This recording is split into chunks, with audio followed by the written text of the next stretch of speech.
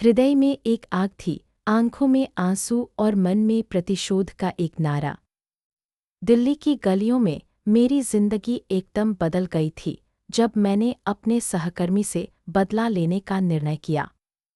यह कहानी है आर्या की, जो एक साधारण सी लड़की थी, पर एक शक्तिशाली मैनेजर की जुल्मों का सामना करती थी।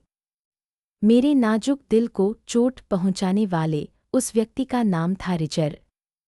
मैंने केवल 20 साल की उम्र में एक बड़े रेस्टोरेंट में काम करना शुरू किया था और यहाँ का माहौल बहुत विषाक्त था। रिचर्ड एक ऐसा मैनेजर था जिसने हमेशा अपने चहेतों को प्राथमिकता दी और मुझे सिर्फ इसलिए संतोष नहीं दिया क्योंकि मैं लड़की थी। एक बार ऐसा हुआ कि जब मैंने अपने सहकर्मी के लिए एक शिफ्ट उठाने की कोशिश की, रिचर्ड ने उस पर ध्यान नहीं दिया और मेरे साथी युवक को वह शिफ्ट दे दी। मेरा दिल टूट गया, लेकिन मैंने उस वक्त कुछ नहीं कहा।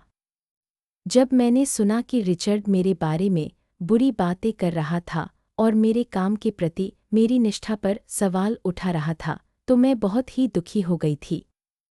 उसकी बातें मेरे मन में जैसे कांटे की तरह चुभ गईं।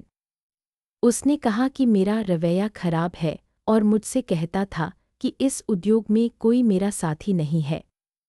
मैंने अपनी सहेलियों के सामने रोते हुए सारी बातें की, लेकिन बाद में मैंने महसूस किया कि मुझे इस सब का बदला लेना होगा।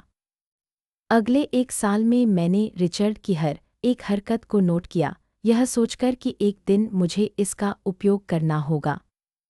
फिर आया वो वक्त जब रिचर्ड ने मुझे एक मुश्किल ग्राहक से निपटने के लिए अकेला छोड़ दिया। यह वह समय था जब मैं तैयार थी। मैंने एक गुप्त ईमेल तैयार किया जिसमें मैंने रिचर्ड की सभी गलतियों को बोल डालने का निर्णय लिया। मैंने खुद को माइक क्रीस्ट नाम से एक फर्जी ईमेल बनाकर कंपनी के एचआर को भेज दिया। इसके बाद मैंने एक के बाद एक उसकी सारी गलतियों का जिक्र किया, जिसमें वह एक सहकर्मी की व्यक्तिगत तस्वीर को बिना अनुमति के दिखाना और कहा कि रेस्टोरेंट में पुरुष पहले आते हैं जैसी बातें शामिल थीं। प्रकट रूप से मैंने उसे बेनकाब कर दिया। जब उस ईमेल का असर हुआ तो 1 हफ्ते बाद मैंने उसे अपने सामान के साथ कार में जाते देखा। मुझे एहसास हुआ कि मैंने अपने आत्मविश्वास को फिर से पाया था। मैंने सबक सीखा था, बुरा मत मानो, प्रतिशोध लो, और उस दिन मैं जानती थी कि मैंने सही किया था।